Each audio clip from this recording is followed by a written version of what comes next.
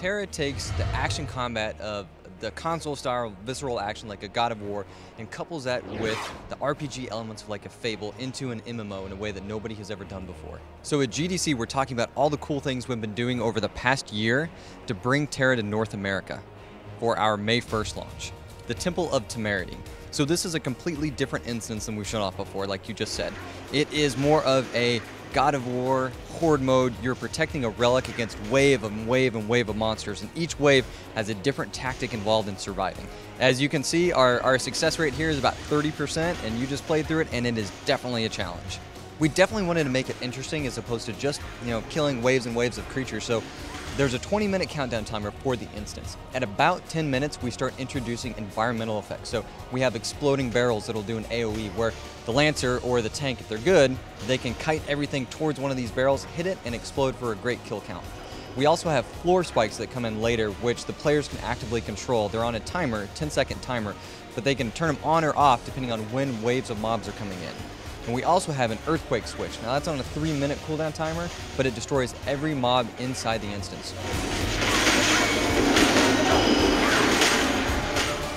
We're always trying to find ways to make instances and the game more unique and more interesting. We want to vary people's gameplay experience. So because of that, you'll see new elements like the kill counter or a countdown timer. Or in our battlegrounds, you'll see a whole different UI specific for what you're doing at the time. We really want to make players' experience as varied as possible and as fun and exciting as they want.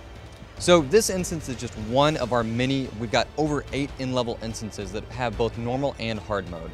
So on top of all the instances, we also have a brand new dynamic event system called our Nexus system that's going to be an in-level pillar as well.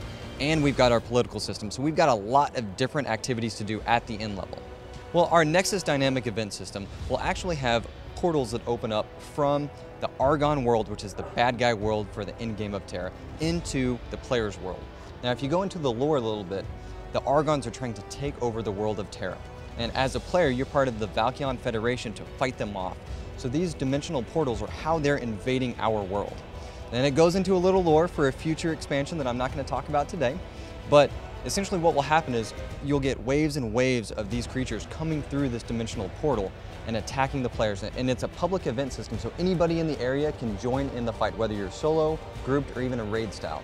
And it's going to take everybody's effort to push these guys back, but the players are going to get really well rewarded for it.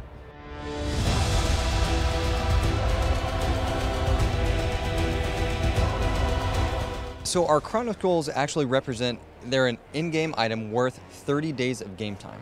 So what you can do as a player, if you have more disposable real income and less time to play, like you don't have enough time to keep up with your friends who play MMOs all the time, you can go to our online store and you could buy a Chrono Scroll item for $15 US.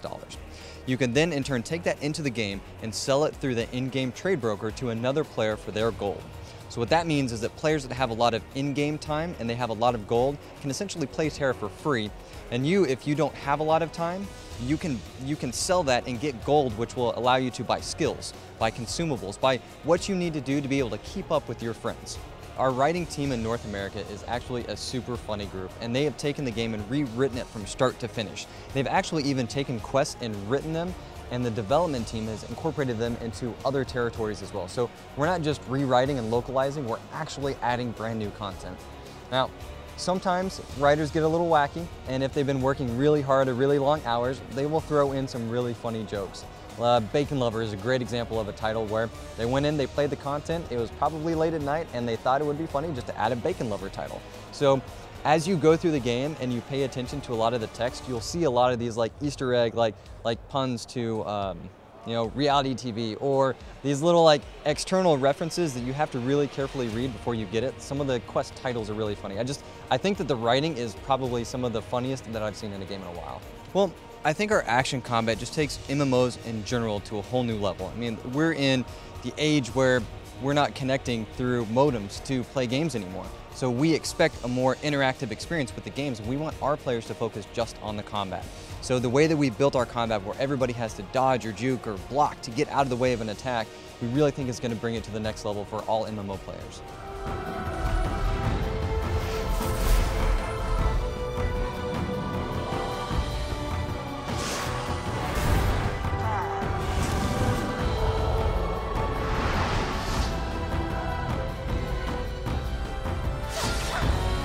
For our launch build, we have a daily quest system and a reputation system. So the daily quests give players something that they can do every day without having to go through the normal content. It's just something different to change it up a bit. Now, when you do these daily quests, you're going to earn faction or rep points with one of 6 different factions. And through those, as you build up reputation and faction points with these guys, you're going to be able to unlock access to different types of weapons, armor, and all sorts of items that are going to be unique to that faction. We've actually got an internal team that plays Tera all the time, on top of all of the feedback and data and analysis that we've gotten from closed beta test, alpha test, friends and family, and community play events. So we've been able to structure Tera to work really well from a solo experience from 1 to 60.